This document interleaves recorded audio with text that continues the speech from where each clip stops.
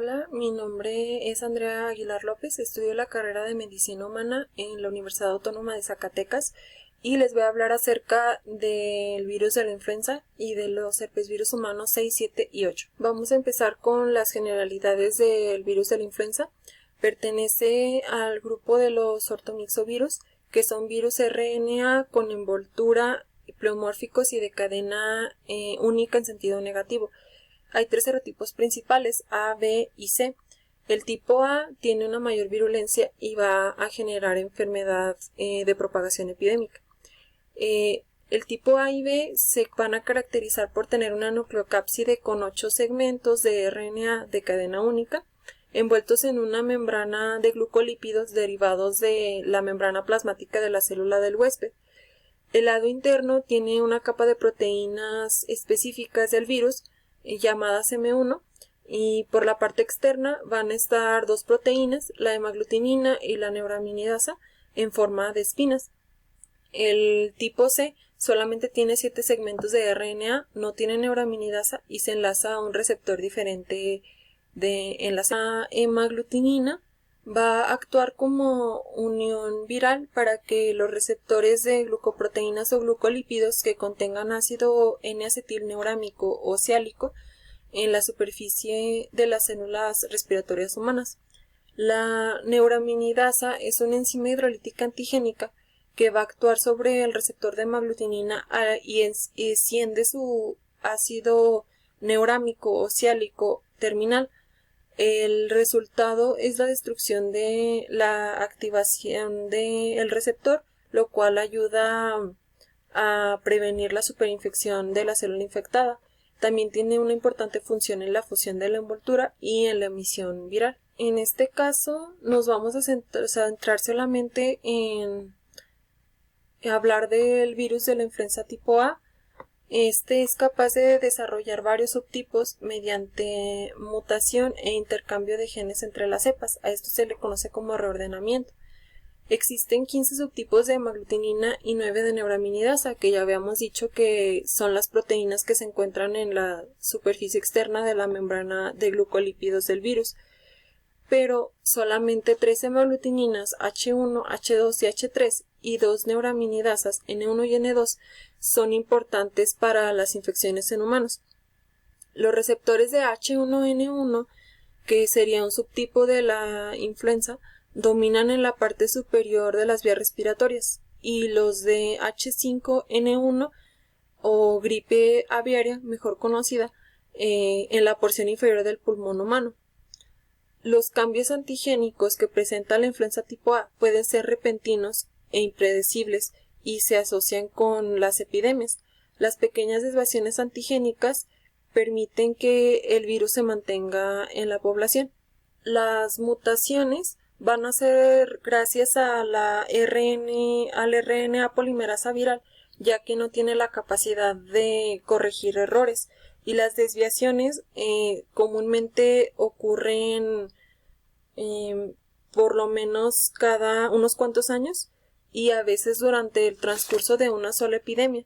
Esto quiere decir que cuando ya no existan individuos susceptibles a una cierta cepa, va a haber un reordenamiento genético donde va a surgir una nueva cepa totalmente diferente para la cual la mayoría de la población no tiene anticuerpos. Ahora vamos a hablar de la epidemiología. La influenza tipo A ha generado pandemias en los años de 1743, 1889 a 1890, 1918 a 1919. Esta sería la influenza española. Y en 1957 surgió la influenza asiática. Se estima que la influenza española fue responsable de la muerte de 100 millones de personas a nivel mundial. El contagio de la influenza es directo mediante gotas, es decir, las gotas de saliva expulsadas mediante la tos o al momento de hablar. Se dan brotes estacionarios que son favorecidos en invierno, en las partes donde el clima es templado. Los intervalos epidémicos son de 4 a 5 años aproximadamente. Un indicador de de que ha surgido una epidemia es el exceso de mortalidad y el aumento de ausentismo en las escuelas y en las industrias. La epidemia típica se va a desarrollar de 3 a 6 semanas y puede afectar hasta el 10% de la población. Patogénesis. Este virus tiene preferencia por las vías respiratorias. Es muy poco común encontrar viremia. Esto quiere decir que el virus se expanda hacia la sangre. Se reproducen las células ciliadas del epitelio respiratorio y lo que va a hacer es bloquear la síntesis de proteínas y ácidos nucleicos, produciendo una descamación en las células mucosas y ciliadas, y va a alterar totalmente los mecanismos de depuración mecánica de las vías respiratorias. La apoptosis va a generar inflamación localizada a través de los leucocitos mononucleares, y el epitelio respiratorio se va a regenerar por lo general dentro de 2 a 10 semanas aproximadamente desde la primera lesión. Una característica o algo que puede ocurrir como consecuencia del virus de la influenza sería la superinfección bacteriana debido a la debilidad inmunológica del paciente. Ahora vamos a hablar de la inmunidad. La recuperación de la infección va a comenzar con la producción de interferón, que es una proteína que va a limitar la replicación del virus y se van a generar células natural killer de manera rápida. Las células T o linfocitos T citotóxicos aparecen en grandes números y provocan la lisis de las células infectadas por el virus.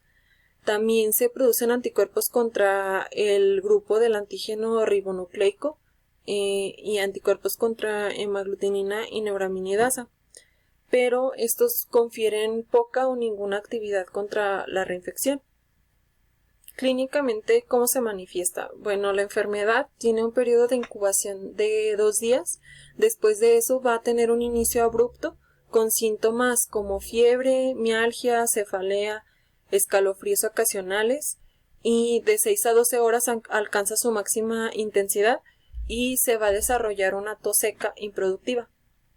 Esta enfermedad puede provocar la muerte de 3 maneras: mediante enfermedad subyacente con descompensación, lo que quiere decir que personas como ancianos y pacientes con enfermedades cardíacas o pulmonares crónicas tienen mayor riesgo de fallecer. La superinfección, que es cuando se genera una neumonía bacteriana o infección bacteriana diseminada como consecuencia de la baja actividad inmunológica en el paciente, y cuando se da un progreso rápido directo, que sería una neumonía viral abrumadora con asfixia. ¿Cómo se diagnostica? Bueno, en la fase aguda de la enfermedad, el virus fácilmente se puede aislar mediante un frotis nasofaringio o frotis faringio. Después se puede realizar una inmunofluorescencia o detección inmunoenzimática del antígeno viral en células epiteliales o ya en las secreciones del paciente, como podría ser el esputo, mediante PCR o reacción en cadena de la polimerasa. En el diagnóstico serológico se aumentan 4 veces o más los títulos de anticuerpos de inhibición o hemaglutinación en personas convalecientes en estado agudo. Por lo general, este tipo de diagnóstico solo sirve para cuando el brote se convirtió en una epidemia. Tratamiento. En primera instancia se recomienda reposo, ingestión adecuada de líquidos y se recetan analgésicos para disminuir las mialgias, la cefalea y antitusígenos para la tos. Se ha comprobado que la profilaxis con antibióticos no previene la superinfección bacteriana y al contrario va a crear una microbiota más resistente en las vías respiratorias. El tratamiento se basa en 4 a 5 días con amantadina o rimantadina, pero por desgracia las cepas resistentes a estos antivirales han aumentado, y también se utilizan los inhibidores de la neuraminidasa como zanamivir o celtamivir, que son benéficos solamente si se utilizan desde inicios de la enfermedad. La influenza se puede prevenir con vacunas virales con virus muertos. Las vacunas con virus enteros o fraccionados van a proteger, pero son de corta duración. La vacuna de la influenza con virus vivos atenuados se llama Flumist y está disponible con atomizador nasal y es aplicado a personas sanas de 2 a 49 años, no se aplica a mujeres embarazadas.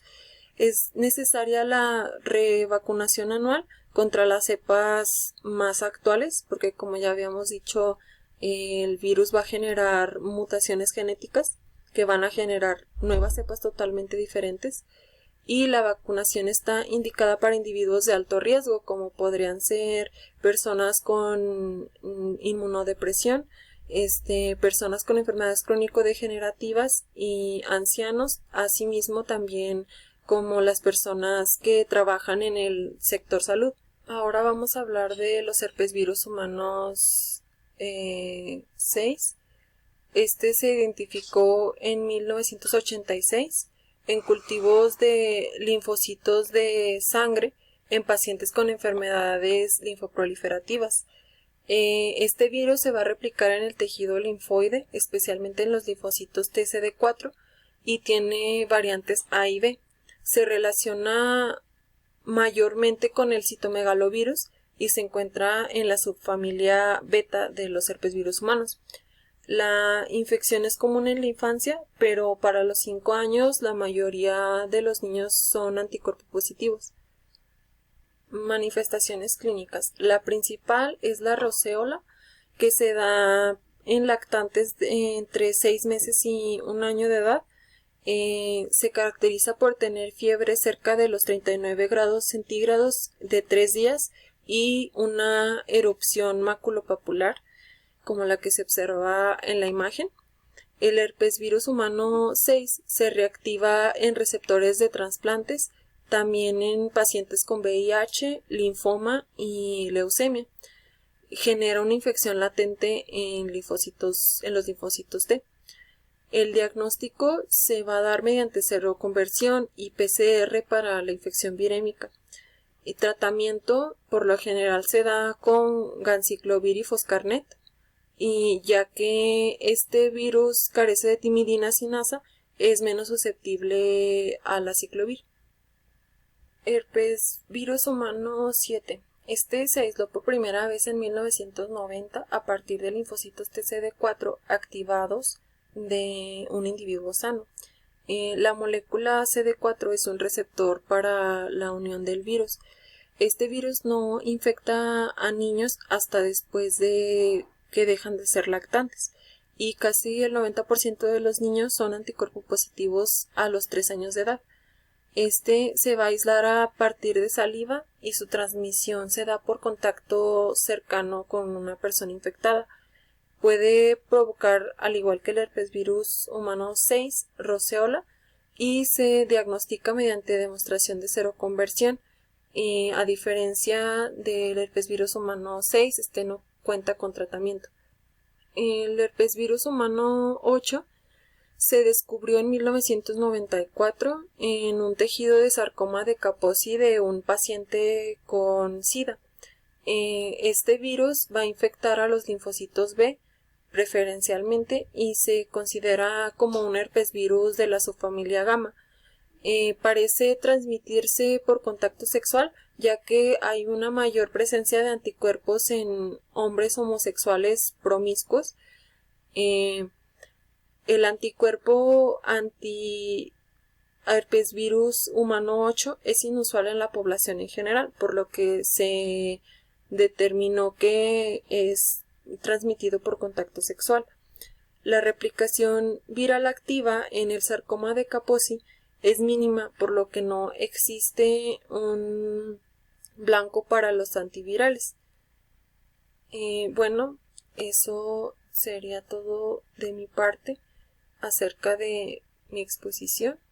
Muchas gracias.